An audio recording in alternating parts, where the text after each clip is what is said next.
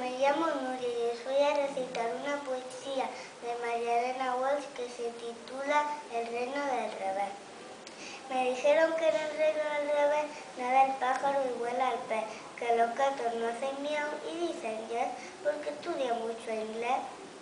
Vamos a ver cómo es el reino del revés. Me dijeron que en el reino del revés nadie baila con los pies, que un ladrón es vigilante y otro es juez, y que 2 y 2 son 3. Vamos a ver cómo es el reino del revés.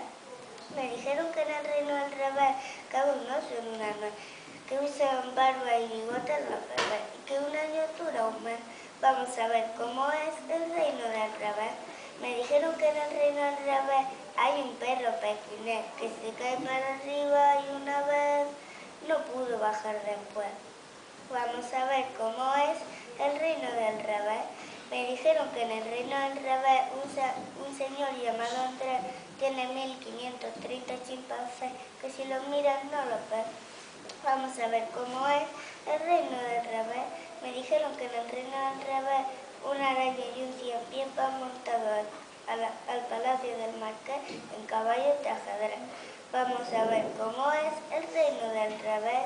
Adiós.